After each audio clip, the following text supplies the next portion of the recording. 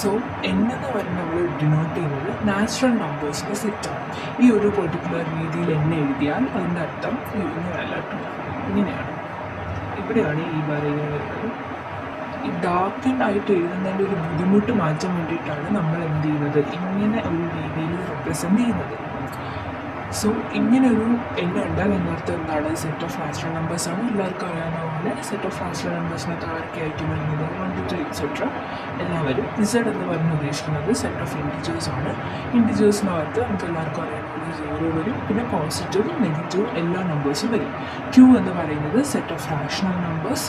Rational നമ്പേഴ്സിൻ്റെ form എന്തായിരിക്കും, p/q. Q എന്തായിരിക്കും, നോട്ട് ഈക്വൽ ടു 0. ഡിനോമിനേറ്റർ ഒരിക്കലും 0 ആവാൻ പാടില്ല. ക്യൂ കോംപ്ലിമെൻറ്റ് എന്ന് പറയുന്നത് സെറ്റ് ഓഫ് ഇറാഷണൽ നമ്പേഴ്സ് ആണ്. ആർ എന്ന് പറയുന്നത് എന്താണ്, സെറ്റ് ഓഫ് റിയൽ നമ്പേഴ്സ്. ഈ റിയൽ നമ്പേഴ്സിനുള്ളിൽ ആരൊക്കെ വരും, റിയൽ നമ്പേഴ്സിനുള്ളിൽ റാഷണൽ നമ്പേഴ്സും വരും, ഇറാഷണൽ നമ്പേഴ്സും വരും. അപ്പോൾ ഒരു സെറ്റ് അതിനകത്ത് റാഷണൽസും ഇറാഷണൽസും ഉണ്ടെങ്കിലാണ് അതെന്തെന്ന് പറയുന്നത് റിയൽ നമ്പേഴ്സിൻ്റെ സെറ്റ് എന്ന് പറയുന്നത്. സി എന്ന് പറയുന്നത് കോംപ്ലക്സ് നമ്പേഴ്സിനെ ഡിനോട്ട് ചെയ്യാൻ ഉപയോഗിക്കുന്നതാണ്. ഇസഡ് എന്ന് പറയുന്നത് എന്താണ്, ആ സെറ്റിനകത്ത് ആർക്ക് വരും, 0, 1 to 3 etcetera to n-1 elements ആയിരിക്കും ഇസഡ് എന്ന് പറയുന്ന സെറ്റിനകത്ത് വരുന്നത്.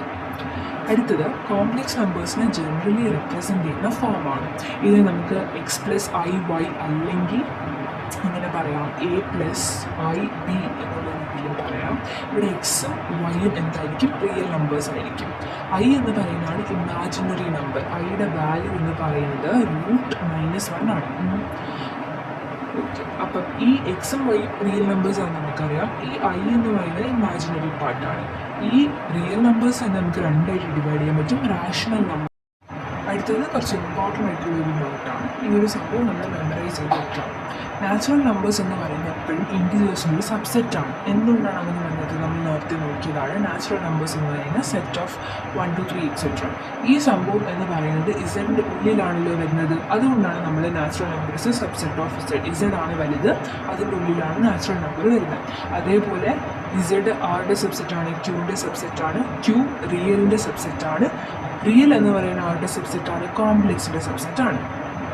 ഇവിടെ എന്തെങ്കിലും ഡൗട്ട് വരാൻ, ചിലവർക്ക് ഡൗട്ട് വരാൻ ചാൻസ് ഉണ്ട്. റിയലിന് ഇപ്പം ഫോർ എക്സാമ്പിൾ 1 എന്ന് പറയുന്ന ഒരു റിയൽ നമ്പർ, അതിന് നമുക്ക് എങ്ങനെ റെപ്രസെൻറ്റ് ചെയ്യാം, കോംപ്ലക്സ് അനാലിസിസിൽ കോംപ്ലക്സിൻ്റെ ജനറൽ ഫോം എന്താണ്, x+i(y) ആണ്. അപ്പോൾ ആ ഒരു ഫോമിൽ റെപ്രസെൻറ്റ് ചെയ്യുവാണെങ്കിൽ 1+0i എന്ന് നമുക്ക് റെപ്രസെൻറ്റ് ചെയ്യാം. 0i എന്ന് പറയുന്നത് ലിറ്ററലി 0 ആണ്, അപ്പം 1. അപ്പോൾ എല്ലാ എന്താണ് റിയൽ നമ്പേഴ്സ് നമുക്ക് ആളുടെ ടേംസിൽ റെപ്രസെൻറ്റ് ചെയ്യാനായിട്ട് പറ്റും, കോംപ്ലക്സ് നമ്പേഴ്സിൻ്റെ ടേംസിൽ റെപ്രസെൻറ്റ് ചെയ്യാനായിട്ട് പറ്റും. അതുകൊണ്ടാണ് എന്തെന്ന് പറയുന്നത് റിയൽ നമ്പർ ഒരു സബ്സെറ്റ് ഓഫ് കോംപ്ലക്സിൻ്റെ സെറ്റ് എന്ന് പറയുന്നത്. അപ്പോൾ ഇത്രയാണ് ബേസിക് ആയിട്ടുള്ള കാര്യങ്ങൾ. അടുത്ത ടോപ്പിക് എന്ന് പറയുന്നത് 1 to 1 മാപ്പിംഗ് ആണ്. അപ്പോൾ എന്താണ് 1 to 1 മാപ്പിങ്ങിൻ്റെ ഡെഫിനിഷൻ നോക്കാം. ആ mapping T from A to B is said to be 1 to 1 mapping if T of x is equal to T of y, which implies x is equal to y.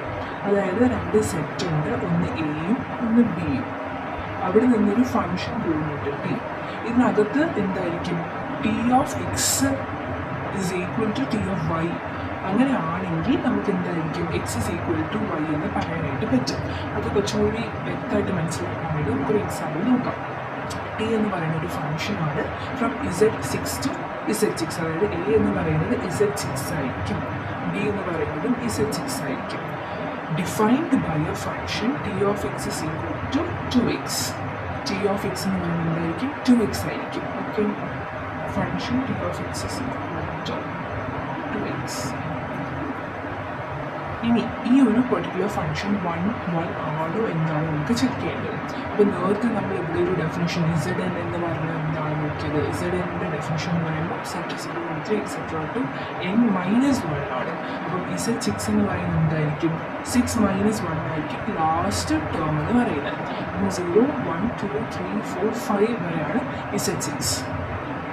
ഇനി നമുക്ക് ഈ ഒരു particular function 1 to 1 ആണോ എന്ന് നോക്കാം. അതിന് നമ്മൾ ആദ്യം തന്നേക്കുന്ന എന്താണ്, T of X equal to X എന്ന് പറയുന്ന ഫംഗ്ഷൻ എടുത്ത് എഴുതുക.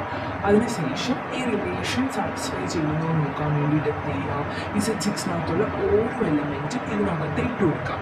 അപ്പോൾ ആദ്യത്തെ എലമെൻറ്റ് ആരാണ്, 0 ആണ്. അപ്പോൾ 0 നമ്മൾ ഇതിനകത്ത് ഇട്ടുമ്പോഴത്തേക്ക് എന്തെങ്കിലും 0 കിട്ടും. ഈ 0 എന്ന് പറയുന്നത് Z6-നകത്തുള്ള ഒരു എലമെൻറ്റ്സ് അല്ലേ? അതെ. ആക്ച്വലി ഇവിടെ നമ്മൾ എന്താ ചെയ്യുന്നത്, ഏഴകത്തുള്ള ടേംസ് എല്ലാം കൂടി എടുത്ത് ഈ ഒരു തന്നിരിക്കുന്ന ഫംഗ്ഷനകത്ത് നമ്മൾ ഇട്ട് കൊടുത്ത സമയത്ത് കിട്ടുന്ന ആൻസർ ബിക്കകത്തുള്ള എലമെൻറ്റ്സ് ആണോ എന്നാണ് നമ്മൾ ചെക്ക് ചെയ്യേണ്ടത്. അങ്ങനെയാണെങ്കിൽ x=y അതാണ് പ്രൂവ് ചെയ്ത് എടുക്കേണ്ടത്. ഇവിടെ നമുക്ക് ഈ ഒരു പെർട്ടിക്കുലർ ക്വസ്റ്റിനകത്ത് എയും ബിയും Z6-നാണ് തന്നിട്ടുള്ളത്.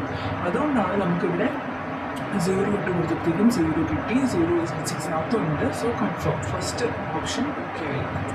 T(0) okay. അടുത്ത T(1) എന്ന് പറഞ്ഞിട്ട് കൊടുത്തപ്പോഴത്തേക്ക് 2 കിട്ടി. 2 എന്ന് പറയുന്നത് ആർ ഡൊമൈനിലുണ്ട്, Z6-നുള്ളിലുണ്ട്. അടുത്തത് T(2) എന്ന് പറയുന്നത് 4 എന്ന് പറയുന്നത് ആർ ഡൊമൈനിലുണ്ട്, Z6-നുള്ളിലുണ്ട്. സോ നമ്മൾ എന്ത് ചെയ്യുക, ഇതിനകത്തുള്ള ഓരോ ടേംസും നമുക്ക് തന്നിട്ടുള്ള ഫംഗ്ഷൻ്റെ ഉള്ളിൽ ഇട്ട് കൊടുക്കുക. അപ്പോൾ അടുത്ത നമ്പർ ആറാണ് 3 ഇവിടെ ഇട്ട് കൊടുക്കുമ്പോഴത്തേക്ക് എന്ത് കിട്ടും, 2 × 3 = 6. പക്ഷെ നമുക്ക് തന്നിട്ടുള്ള ആരാണ്, Z6 ആണ്. Z6-നകത്ത് ആരൊക്കെയാണുള്ളത്, 0, 1, 2, 3, 4 and 5 വരെ ഉള്ളൂ. പക്ഷെ നമുക്ക് കിട്ടിയ നമ്പർ 6 ആണ്. സോ Z6-ലായതുകൊണ്ട് എന്താണ് നമുക്ക് വരുന്നത്, 0 വരും. കാരണം എന്തുകൊണ്ട് 5 വരെ ഉള്ളൂ. സോ നമുക്ക് കിട്ടിയ നമ്പർ 6 ആണ്, അതുകൊണ്ട് അത് 0 ആയി. 0 എന്ന് പറയുന്നത്, സോ നമ്മൾ നേരത്തെ പറഞ്ഞാൽ ഇത് എയുടെ ഉള്ളിൽ എലമെൻ്റ് ആണ്, കിട്ടുന്നത് ബിയുടെ ഉള്ളിലാണ് ആണ്.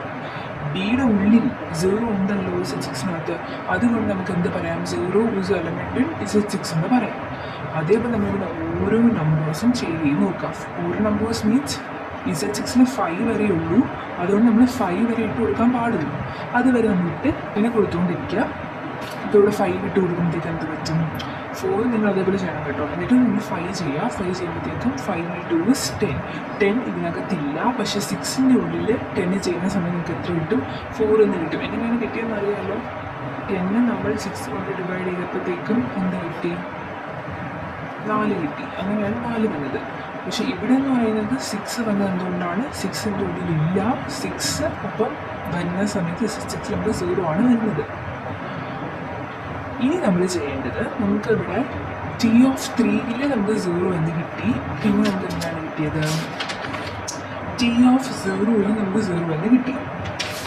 അപ്പം ഈ രണ്ട് നമ്പേഴ്സും കൂടി നമ്മൾ എന്ത് ചെയ്യുക, അടുത്ത അതേപോലെ എഴുതി വെക്കുക. T(0) = T(3).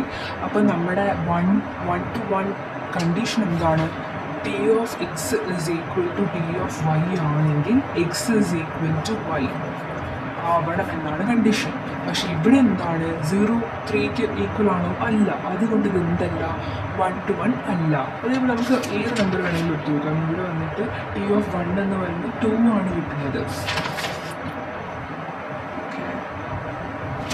അതേപോലെ T(2) എന്ന് പറയുന്നത് 4 ആണ് കിട്ടുന്നത്. അപ്പം ഇവിടെ നമ്മൾ T(5) ചെയ്തിട്ടുണ്ട്. അപ്പോൾ T(2) = T(5). രണ്ടും 4 അല്ലേ വരുന്നത്, നമുക്ക് രണ്ടും ഇക്വേറ്റ് ചെയ്യാൻ പറ്റും. പക്ഷേ 2 എന്ന് പറയുന്നത് ഒരിക്കലും 5-ന് ഈക്വൽ അല്ല. അതുകൊണ്ട് ഇത് എന്തല്ല, 1 അല്ല. ഓക്കെ, നേരത്തെ ചെയ്ത ക്വസ്റ്റ്യൻ കുറേ ടൈം കൺസ്യൂമിങ് ആണ്, പക്ഷെ നമുക്ക് അത്രയും സമയം വേസ്റ്റ് ചെയ്യാനില്ല. അതുകൊണ്ട് നമുക്ക് സെയിം ക്വസ്റ്റ്യൻ കുറച്ചും കൂടി എളുപ്പത്തിൽ എങ്ങനെ ചെയ്യാൻ നോക്കാം.